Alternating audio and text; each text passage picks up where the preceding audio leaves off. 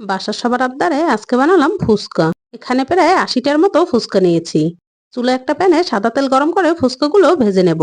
একটা মিক্সিং বলে দিয়ে দিচ্ছি 1 বাটি তেঁতুল। কুসুম গরম পানি দিয়ে তেঁতুলের কাঠটা বের করে তেঁতুলের বীজটা ফেলে দিচ্ছি। দিয়ে দিচ্ছি পরিমাণ মতো পানি, লাল মরিচের গুঁড়া, চাট মশলা, ম্যাগি মশলা, ভাজা জিরের গুঁড়া, বিট লবণ, চিলি ফ্লেক্স আর 1 ফালি লেবুর রস। সাদা লবণটা দিয়েছিলাম কিন্তু স্কিপ হয়ে গেছে। চিনি দিয়ে ভালোভাবে মিশিয়ে টক পানিটা রেডি করে নিচ্ছি। একটা মিক্সিং বলে নিয়ে নিচ্ছি সেদ্ধ করে ম্যাশ করে রাখা আলু। একটা পেঁয়াজ কুচি করে মিক্সিং বলে দিয়ে দিচ্ছি। আমার ছাদ বাগান থেকে বোম্বাই মরিচ এনে কুচি করে নিচ্ছি। সাথে কুচি করে নিচ্ছি 2টা কাঁচামরিচ। মরিচ কুচিটা মিক্সিং বলে দিয়ে দিচ্ছি। দিয়ে দেব লাল মরিচের গুঁড়া, চাট মশলা, ম্যাগি মশলা, ভাজা জিরের গুঁড়া, লবণ, আগে থেকে সেদ্ধ করে রাখা ছোলা আর দিয়ে দিচ্ছি টক পানি। হাত দিয়ে ভালোভাবে মেখে আলুটা রেডি করে নিচ্ছি। ভয়েস ওভার দেওয়ার সময় আমার তো আবারও ফুচকা খেতে মন চাচ্ছিল।